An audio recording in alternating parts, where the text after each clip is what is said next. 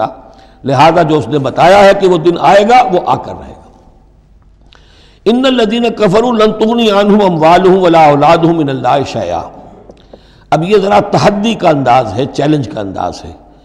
زمانہ نزول کے اعتبار سے آپ نے نوٹ کر لیا کہ یہ سن 3 میں نازل ہو رہی ہے سورہ مبارکہ غزوہ احد کے بعد، لیکن یہ کہ یہ رکوع جو ہے اس کے بارے میں گمان غالب ہے کہ یہ غزوہ بدر کے بعد نازل ہوئی ہے۔ غزوہ بدر جو ہے اس میں ایک طرف مسلمانوں کو بڑی زبردست فتح حاصل ہوئی تھی، تو مسلمانوں کا مورال بہت بلند تھا، لیکن ایسی روایات بھی ملتی ہیں کہ جب مسلمان بدر سے کامیاب ہو کر، غازی بن کر، فتح یاب ہو کر واپس آئے تو جو یہودی قبیلے تھے مدینے کے، ان میں سے بعض لوگوں نے کہا کہ مسلمانوں اتنا نہ اتراؤ، یہ کچھ قریش کے ناتجربہ کار چھوکرے تھے جن سے تمہارا مقابلہ پیش آیا ہے، اگر ہم سے کبھی بات اس کا مقابلہ پیش آیا تو معلوم ہوگا، تب دن میں تارے نظر آئیں گے وغیرہ وغیرہ۔ تو اس پس منظر میں یہ الفاظ کہے جا رہے ہیں کہ نہیں، تمام کفار اسی طریقے سے آخر کار زیر ہوں گے اور اللہ کے دین کو غالب ہونا ہے، واللہ غالب علی امرہ ولکن اکثر الناس لا یعلمون۔ ان الذین کفروا لن تغنی عنہم اموالہم ولا اولادہم من اللہ شیئا، یقیناً جن لوگوں نے کفر کی روش اختیار کی ہرگز نہ بچا سکیں گے انہیں نہ ان کے مال نہ ان کی اولاد اللہ سے کچھ بھی۔ اولئک ھم وقود النار، اور وہ تو سب کے سب آگ کا ایندھن بنیں گے۔ کداب آل فرعون، تمہاری تو حیثیت ہی کیا ہے، چپندی کا شوربہ۔ آل فرعون کا معاملہ یاد کرو، ان کے ساتھ کیا ہوا تھا، شہنشاہ اور بڑے لاؤ لشکر والا، وفرعون ذی الاوتاد، کداب آل فرعون والذین من قبلہم، اور اسی پر کیا اس سے پہلے ثمود اور عاد جیسی قومیں زبردست جو ہیں اسی جزیرہ نما عرب میں رہی ہیں۔ کذبوا بآیاتنا، انہوں نے بھی ہماری آیات کو جھٹلایا تھا۔ فاخذہم اللہ بذنوبہم، تو اللہ نے پکڑا ان کو ان گناہوں کی پاداش میں۔ واللہ شدید العقاب، اور اللہ سزا دینے میں بہت سخت ہے۔ قل للذین کفروا، اے نبی کہہ دیجئے ان لوگوں سے جو کفر کی روش اختیار کر رہے ہیں، ستغلبون وتحشرون الی جہنم، تم سب کے سب مغلوب ہو کر رہو گے، دنیا میں مغلوب ہوگے اور پھر جہنم کی طرف گھیر کر لے جائے جاؤ گے۔ وبئس المہاد، اور وہ بہت برا ٹھکانہ ہے۔ قد کان لکم آیۃ فی فئتین التقطا، تمہارے لیے ایک نشانی آ چکی ہے ان دو گروہوں میں جو آپس میں جنہوں نے جنگ کی، یعنی بدر کی جنگ ہوئی، اس میں ایک طرف مسلمان تھے ایک طرف مشرکین مکہ تھے، تمہارے لیے نشانی موجود ہے۔ قد کان لکم آیۃ فی فئتین التقطا، فئۃ تقاتل فی سبیل اللہ، اس میں سے ایک جماعت وہ تھی، ایک گروہ وہ تھا جو اللہ کی راہ میں جنگ کر رہا تھا، وأخری کافرۃ، اور دوسرا گروہ جو ہے وہ کافر تھا۔ یرونہم مثلیہم رأی العین، وہ دیکھ رہے تھے اپنی آنکھوں سے کہ ان سے دگنے ہیں۔ اب اس کے کئی معنی کیے گئے ہیں، ایک یہ بھی ہے کہ مسلمانوں کو تو کھلا نظر آ رہا تھا کہ ہم سے دگنی فوج ہے، بلکہ 3 گنی تھی۔ بعض روایات میں ایسا بھی آتا ہے کہ اللہ تعالیٰ نے کفار پہ ایسا رعب طاری کر دیا تھا غزوہ بدر میں کہ انہیں نظر یہ آ رہا تھا کہ مسلمان ہم سے دگنے ہیں۔ تو ایسا ہو جاتا ہے، انسان کی سماعت اور بصارت پر ایسا اثر ہو جائے، تو اللہ تعالیٰ نے یہ کیا، وہ بھی بعض روایات ہیں۔ واللہ یؤید بنصرہ من یشاء، اور اللہ تائید فرماتا ہے اپنی نصرت سے جس کی چاہتا ہے۔ ان فی ذلک لعبرۃ، اس میں یقیناً ایک عبرت ہے، سبق آموزی ہے، لأولی الابصار، لیکن یہ عبرت اور سبق آموزی صرف ان کے لیے ہوتی ہے کہ جو آنکھیں رکھتے ہوں، جن کے اندر جو ہے دیکھنے کی صلاحیت موجود ہو۔ اب یہ آج بڑی اہم آ رہی ہے فطرت انسانی کے اعتبار سے۔ ظاہر بات ہے کہ چونکہ یہاں خاص طور پر میں نے عرض کیا تھا کہ یہود کی طرف ایک جو ہے وہ ایک روح سخن موجود ہے اہل کتاب کی طرف، اور اس واقعے کے اندر تو خاص طور پر جن لوگوں کے اندر کہ یہ دنیا کی محبت زیادہ شدید ہوتی ہے، تو اس کا ایک اثر بتا رہے ہیں کہ یہ واقعتاً اللہ نے فطرت انسانی میں رکھی ہے، اس لیے کہ یہ دنیا جو ہے اسے اللہ نے چلانا ہے، اس کی رونقیں رکھنی ہے جب تک اس کی مرضی ہے، قیامت تک تو اسے آباد رکھنا ہے۔ اولاد پیدا ہوگی تو دنیا قائم رہے گی، نسل چلے گی، مرد اور عورت کی ایک دوسرے کے ساتھ کشش ہوگی تو اولاد پیدا ہوگی، اور یہ تمام چیزیں جو ہیں، دولت کی کوئی طلب ہوگی تو آدمی محنت کرے گا، مشقت کرے گا، کمائے گا۔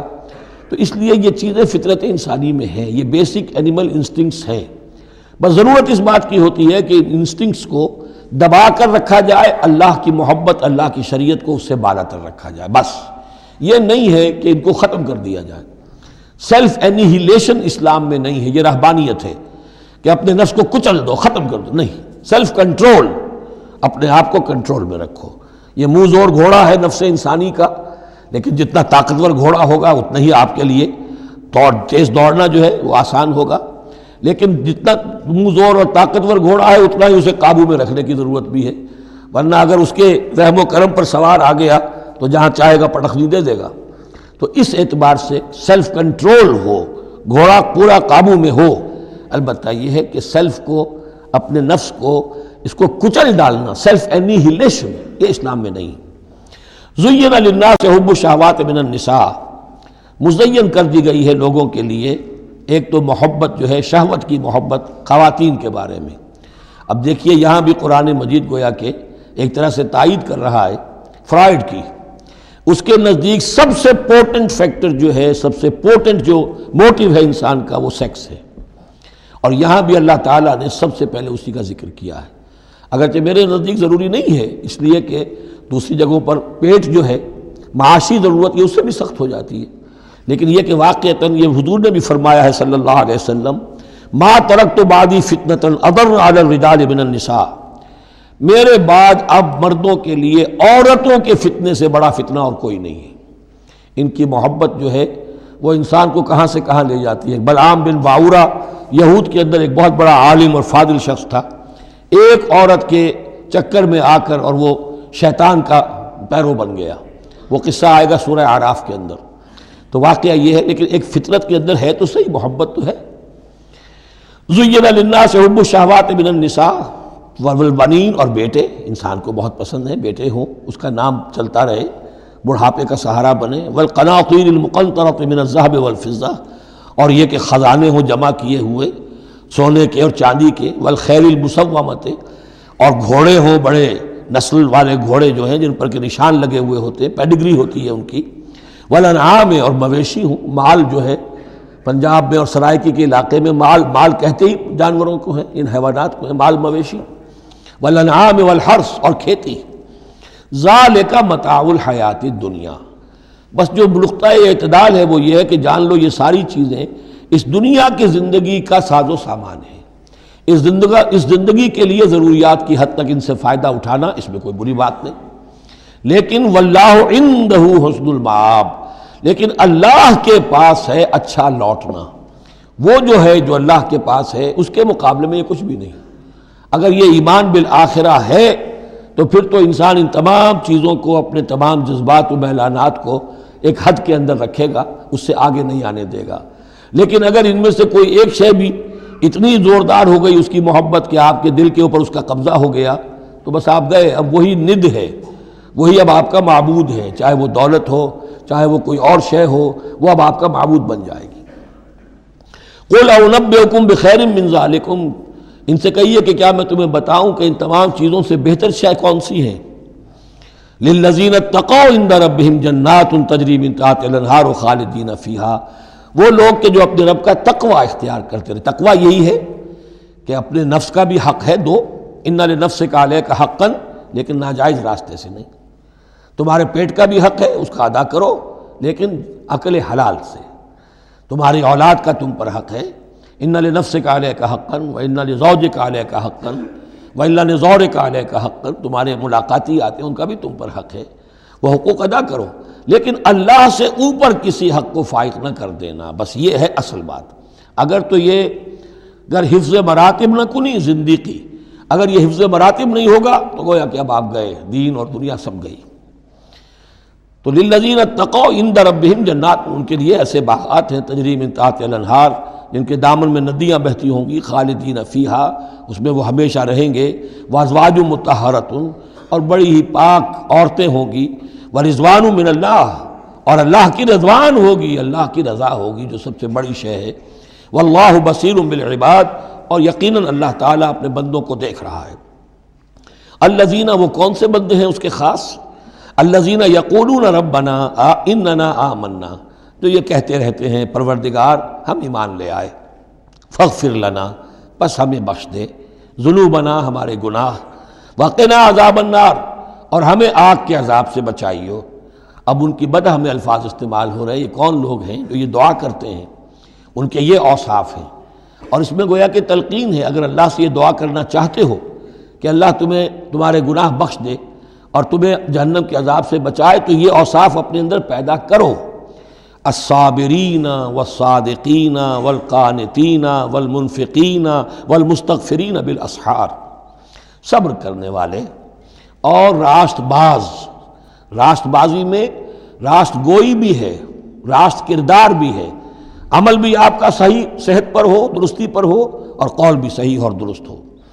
والقانتین، فرما بردار، والمنفقین، اللہ کی راہ میں خرچ کرنے والے، والمستغفرین بالاسحار، اور جو جس کو آپ کہتے ہیں small hours of the morning, وہ جو سحر کا وقت ہے، سحری کا وقت ہے، اس میں استغفار کرنے والے۔ ایک تو نمازیں ہیں جو 5 نمازیں ہیں، لیکن خاص وہ وقت جو ہے اس میں جب کہ فرمایا گیا ہے کہ رات کے آخری حصے میں اللہ تعالیٰ نزول فرماتا ہے سمائے دنیا تک، اور پھر ایک ندا ہوتی ہے، حل من مستغفر فاغفر لہ، حل من سائل فاعطیہ، ہے کوئی استغفار کرنے والا کہ میں اسے معاف کر دوں، ہے کوئی کچھ مانگنے والا کہ میں اسے عطا کر دوں۔ ہم تو مائل بکرم ہے، کوئی سائل ہی نہیں، راہ دکھلائیں کسے، رہرو منزل ہی نہیں۔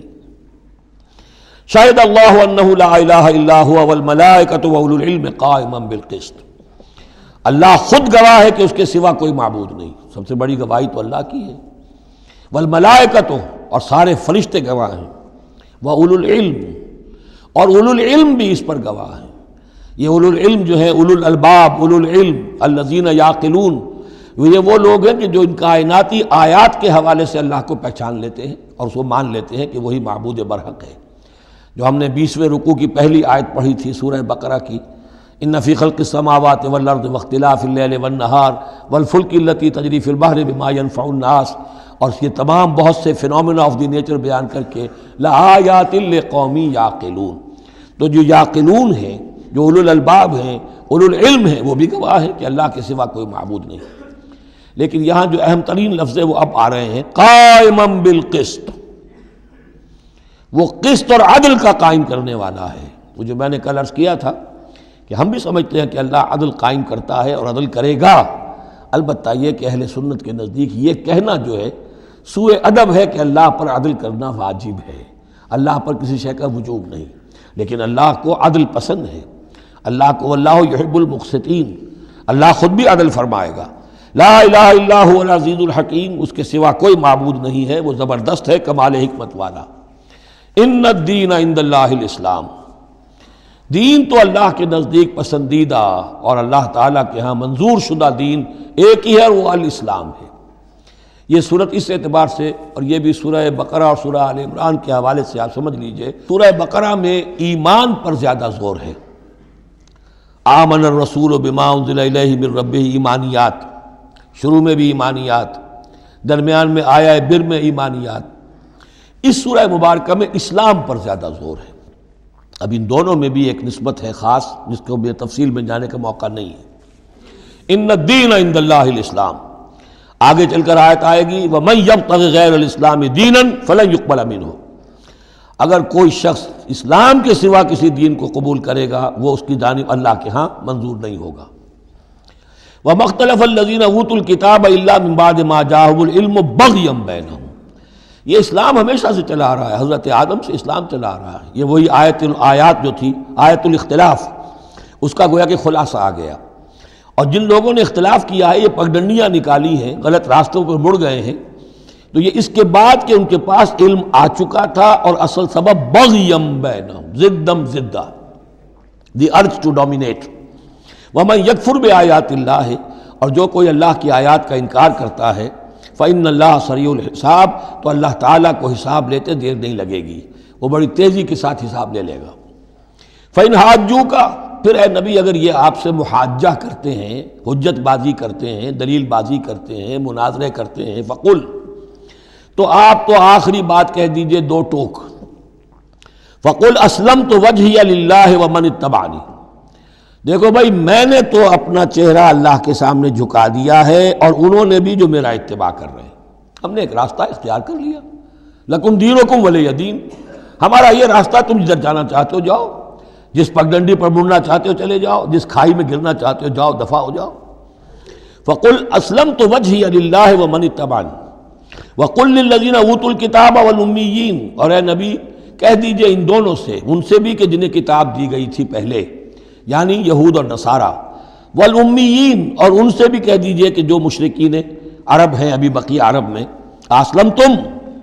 تم بھی اسلام لاتے ہو یا نہیں، تابع ہوتے ہو کہ نہیں، اللہ کے سپرد اپنے آپ کو کرتے ہو کہ نہیں، فَإِنْ أَسْلَمُوا فَقَدِ اهْتَدَوْا، اگر وہ بھی اسی طریقے سے اسلام لے آئیں تو ہدایت پر ہو جائیں گے، وَإِنْ تَوَلَّوْا فَإِنَّمَا عَلَيْكَ الْبَلَاغُ، پھر اگر وہ رخ پھیر لیں، منہ موڑ لیں، تو اے نبی آپ پر کوئی ذمہ داری نہیں ہے سوائے پہنچا دینے کی، اعلیٰ کو یہاں پھر پہچان، انما علیک البلاغ، آپ کے ذمہ ہے پہنچا دینا، آپ نے ہمارا پیغام پہنچا دیا، ہماری دعوت ان تک پہنچا دی، ہماری آیات انہیں پڑھ کر سنا دی، اب آگے چوائس ان کا ہے، آپ پر ذمہ داری نہیں ہے کہ یہ لوگ ایمان کیوں نہیں لائے، وَلَا تُسْأَلُ عَنْ أَصْحَابِ الْجَحِيمِ، یہ سورہ بقرہ میں ہم پڑھائے ہیں، وَاللَّهُ بَصِيرٌ بِالْعِبَادِ، باقی اللہ تعالیٰ اپنے بندوں کو دیکھ رہا ہے، وہ ان سے حساب کتاب کر لے گا، وہ معاملہ اس کا ان سے نبٹ لے گا، آپ کے ذمہ جو فرض تھا آپ اس فرض کو ادا کرتے رہیے۔